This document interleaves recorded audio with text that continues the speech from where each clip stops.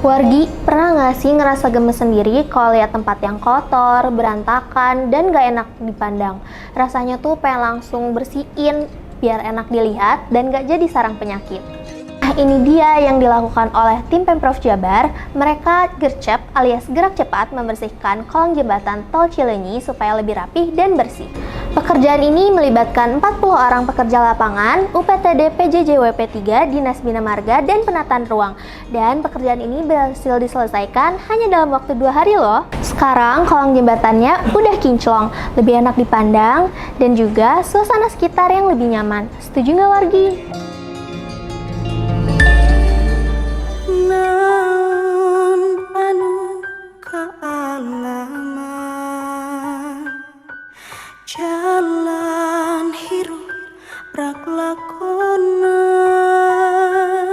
rahayu panuntun indung ngadekeun lembur pakuan.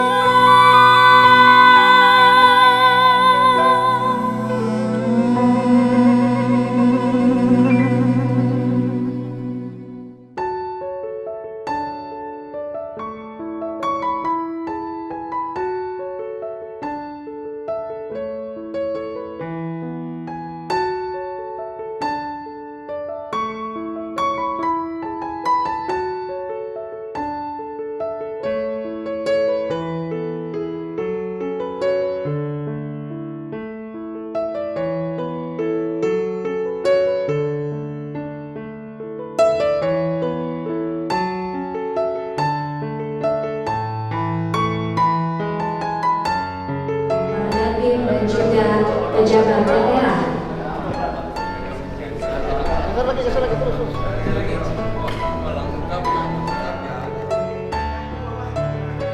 Sesi foto bersama selesai, boleh beri tepuk tangan yang meriah. Demikian telah. Oh, baik. Mau.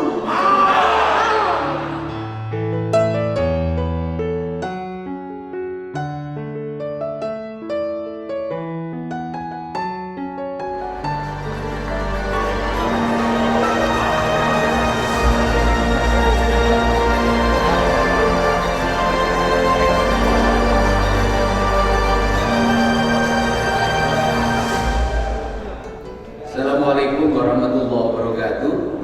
Sampurasun. Yang saya hormati, saya muliakan dan saya banggakan Kepala Staf TNI Angkatan Darat, Bapak Jenderal TNI Maruli Simanjuntak MSc.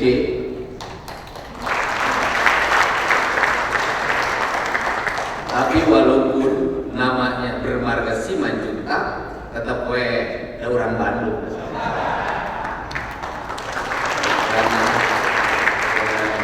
Beliau mulai menjadi kasat karena pengalamannya bertempur di Sukajadi. Yang saya hormati Wakil Kepala Staf Angkatan Darat, ucapkan terima kasih. Ini juga warga Jawa Barat, Pak Wali Kota Bekasi. Beliau tinggal di Kota Bekasi dan pernah komplain urusan jaringan sungai di Kota Bekasi. Nanti dibersihkan Pak Pangdam Jaya punya komitmen. Tidak boleh ada lagi bangunan di bantaran sungai. Kemudian yang saya hormati Koordinator Staf Ahli Kepala Staf Angkatan Darat, Pak Irjen, kemudian para PJU Mabes TNI Angkatan Darat, dan sahabat saya ini Pangdam 3 Siliwangi.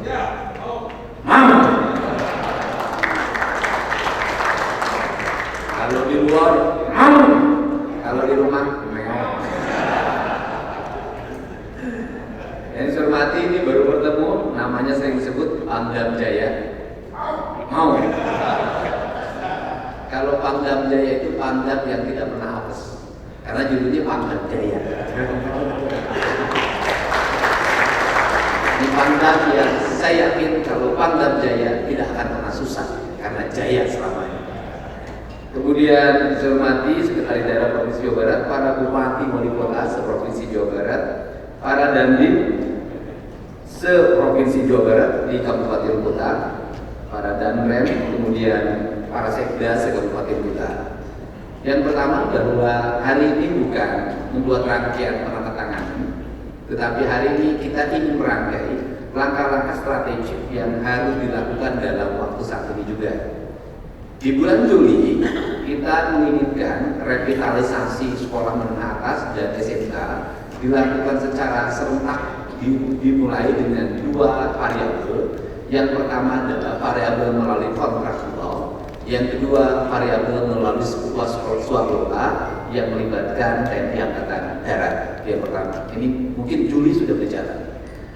Yang kedua, seluruh daerah di Jawa Barat ditargetkan tidak ada lagi rumah rakyat miskin, tidak ada lagi rumah yang tidak ada toiletnya, tidak ada lagi rumah yang tidak ada jaringan air bersihnya, tidak ada lagi rumah yang tidak ada jaringan listriknya.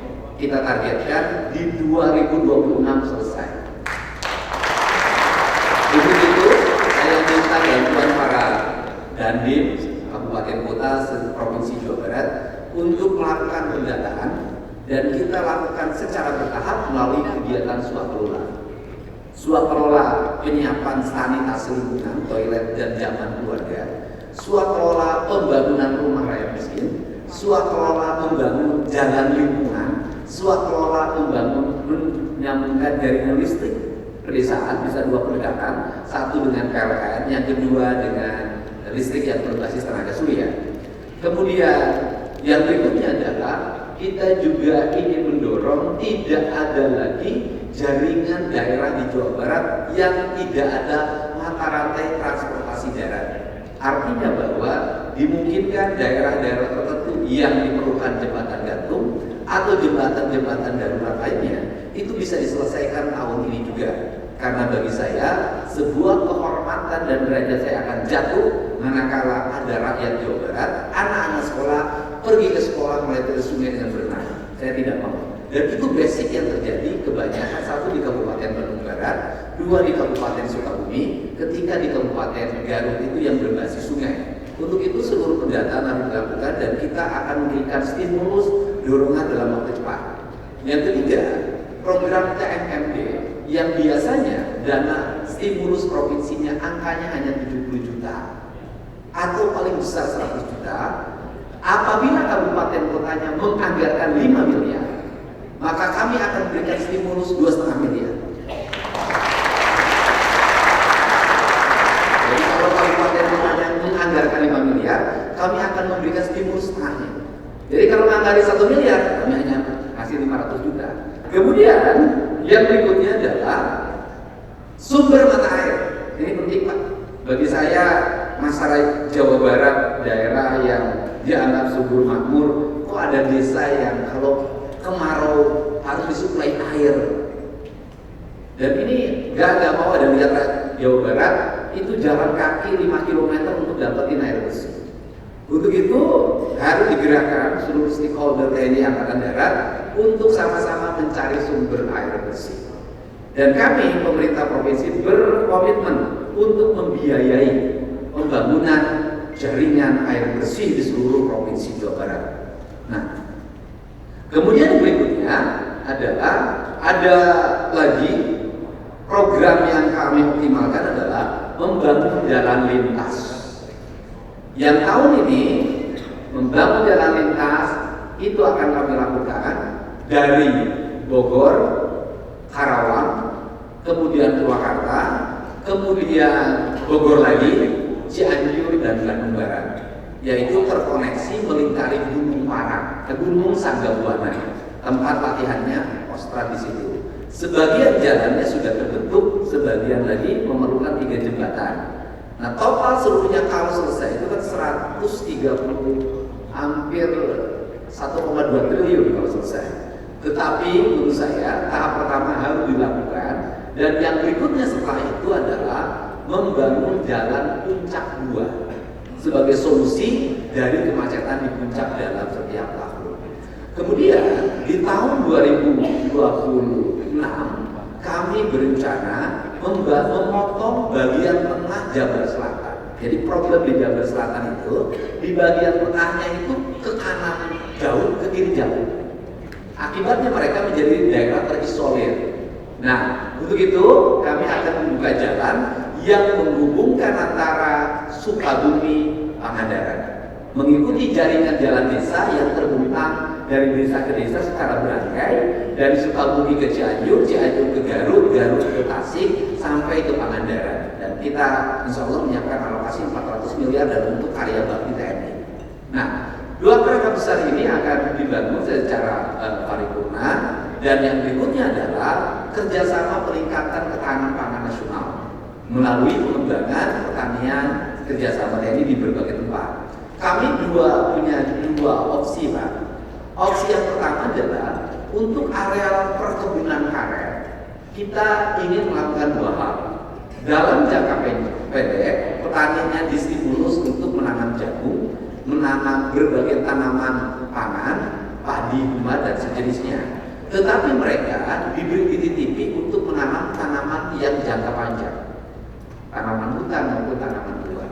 Kalau PTPN-nya ingin mengembalikan ke karet, tidak ada masalah menanam tanaman karet, dan kita ingin mendorong dari sisi pembiayaannya. Yang kedua, melakukan revitalisasi tanaman teh, yaitu mengembalikan kembali tanah-tanah kosong, ditanami teh, kemudian dicampur dengan kopi. Ini yang menjadi orientasi. Kemudian yang berikutnya adalah mengembalikan kembali fungsi-fungsi hutan.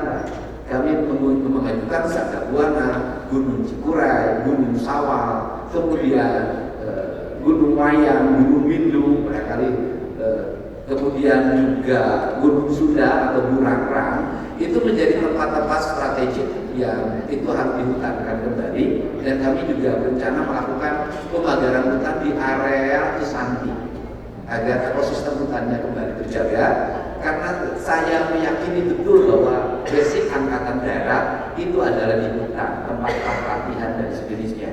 Kemudian di wilayah Bandung Barat kami mengajak jajaran TNI untuk bersama-sama menutup tambang ilegal yang itu semakin mengancam ekosistemnya Kopassus. Karena daerah-daerah gunung yang biasa tempat latihan hari ini makin habis, dan itu sebenarnya sangat berbahaya bagi ekosistem angkatan darat. Dan kami berencana untuk menutup, saya targetkan dan saya siapkan Pak Pangdam di operasionalnya di 2 bulan ini harus tuntas semuanya, ekosistemnya harus selesai. Kemudian yang berikutnya kami sampaikan juga di seluruh bantaran sungai yang hari ini kami babat dan oleh para bupati, wali kota, terutama yang sudah nampak melakukan, ada wali kota Bekasi, Bupati Bogor, kemudian ini sudah dikasih gelar namanya Raja Bongkar, Bupati Kabupaten Bekasi, kemudian Bupati Subang, Bupati Purwakarta, dan bupati lainnya akan menyusul karena sekarang sudah didampingi oleh TNI Angkatan Darat, jadi harus keluar maunya. Ini harus dan di seluruh bantaran sungai, Pak, nanti kita lakukan secara bersama juga. Kami akan menanami pohon kelapa di seluruh Jawa Barat. Kami akan menyiapkan mungkin jutaan pohon kelapa, karena pohon ini dinikmati tiap hari, tapi tidak pernah ada yang sadar untuk menanam. Saya ingin menanam itu, dan mudah-mudahan dengan diberkahi oleh Allah Subhanahu wa taala dengan cara menanam pohon kelapa, mudah-mudahan jodoh saya makin dekat, Pak. Bapak serius. Nah, kemudian yang terakhir adalah kami mengucapkan terima kasih atas nama orang tua di seluruh Jawa Barat bahwa program barak militer Dodik Galanggara dan beberapa kesatuan di Jawa Barat termasuk Kostrat, kemudian beberapa kesatuan hari ini Angkatan Udara juga di sana. Anak-anak lulusan di sana ternyata tumbuh dengan baik, punya sikap mental yang baik, dan yang paling utama pengen balik lagi di barak militer. Ini yang saya bersyukur. Tetapi problemnya apa? Kasar adalah ketika mereka di rumah, lingkungan di kita ini sudah sangat buruk, dan terutama anak-anak nyaris tidak lagi punya ekosistem hidup yang sebaik kita dulu. Nah, ini yang menjadi problem, tapi mudah-mudahan bisa teratasi seiring dengan perubahan-perubahan itu. Dan saya katakan, anak-anak yang nakal itu secara umum hari ini lahir dari rumah-rumah sempit, kamar-kamar yang terbatas, ventilasi udara yang kecil, kemudian juga sanitasi yang buruk. Jadi kalau tahun 70-an barangkali yang nakal itu anak kota, anak kelas menengah. Hari ini yang nakal itu justru anak-anak kelas bawah. Bedanya zaman Pak Kasat dulu berkelahi 1 lawan 1, tangan kosong. Hari ini adalah 1 lawan 1000 bawa celurit. Ini problem Pak. Jadi sudah tidak lagi dianggap sebagai kenakalan tetapi kriminal. Nah, saya menggunakan jam malam, jam 9 mereka harus pulang ke rumah, jam 6 pagi harus masuk di kelas, dan itu polanya. Dan paling berat hari ini adalah anak-anak ini mengalami korban Mobile Legends. Rata-rata mereka nonton main game online Mobile Legends itu sampai jam 3 dini hari atau sampai jam 4, sehingga masuk sekolah mereka kantuk dan akhirnya tumbuh di kuburan. Ini problem Pak, ini problem. Kenapa saya anggap sebagai problem? Karena ini ancaman masa depan. Saya tahu betul kalau sampai desain ini terus berlanjut, di mana anak-anak menjadi bagian dari konsumsi politik dan predator keuangan yang tujuannya menyedot ekosistem ekonomi pada lingkungannya, saya justru khawatir bahwa Indonesia akan kehilangan seperempat generasi yang kokoh dan kuat. Dan ini adalah bagian dari ketahanan bangsa dan harus dimulai dengan pancawaspada kita. Nah, untuk itu kami mohon dukungannya, karena jaringan jam 9 itu diberlakukan sampai desa. Nanti para babinsa desa untuk digerakkan menegur anak-anak yang nongkrong di atas jam 9 untuk kembali ke rumahnya, dan besok harus masuk ke sekolah jam setengah 7 pagi. Dan kemudian yang berikutnya Pak Hasan, kami mendorong anak-anak di Jawa Barat untuk berjalan kaki di sekolah. Andai kata jaraknya tidak begitu jauh. Tapi kalau andai kata jaraknya jauh, tetap mobilnya, motornya tidak boleh berhenti di depan sekolah. Mereka harus berhenti minimal 500 meter menuju sekolah. Untuk apa? Agar mereka berjalan kaki. Konsekuensinya adalah setelah ini kami akan bekerja sama dengan Angkatan Darat untuk membangun trotoar 1 km menjelang sekolah agar anak-anak mendapat trotoar yang baik. Berikutnya adalah pengelolaan sampah. Ini ancaman di seluruh kabupaten kota di Jawa Barat. Problem hari ini sampah, dan kita ingin nanti ada langkah yang konkret bersama para Dandim, Pak Pangdam, untuk apa yang harus dilakukan, dimulai dari mana, dan ini harus digerakkan mulai dari desa. Karena hari ini kalau dulu desa tidak lagi menjadi penyumbang sampah, hari ini desa pun menjadi penyumbang sampah. Mobil-mobil angkutan sampah itu sekarang sampai desa. Berat kalau pakai model pola pengelolaan sampah model hari ini. Saya ingin sampah selesai di setiap desa, selesai di setiap kelurahan, selesai di tiap kecamatan, tidak ada lagi TPA. Ini orientasi 3 tahun ke depan. Nah, yang terakhir adalah kami mohon di penerimaan siswa baru tahun pelajaran 2025-2026, anggota TNI Angkatan Darat masuk ke sekolah. Kalau dulu ada penataran P4, kami akan merubahnya hari ini adalah masa orientasinya dengan pendidikan bela negara, membangun karakter, meningkatkan kualitas disiplin, memahami kebangsaan secara utuh. Karena itu yang hilang dalam pikiran anak-anak muda kita hari ini, dan seluruh pikiran itu diisi oleh tentir berkelahi, tentir tawuran, terorganisir di media sosial, janjian melalui IG di atas jam 2 malam. Itu yang terjadi, dan mudah-mudahan nanti ada cyber army-nya yang bisa menghentikan gerakan mereka karena ini terorganisir, dan ini kemudian juga sangat terkoneksi dengan judo. Itu pemahaman yang saya miliki.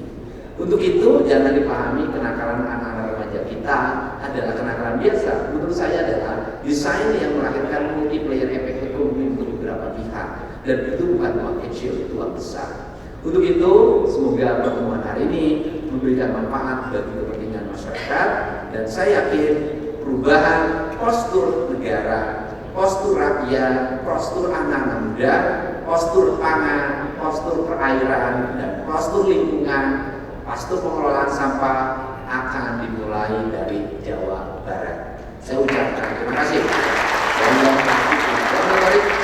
Assalamualaikum warahmatullahi wabarakatuh. Sampurasun. Kami ucapkan terima kasih kepada Kang Deddy Wahyadi atas sambutan yang diberikan. Selanjutnya kami persilakan untuk kembali.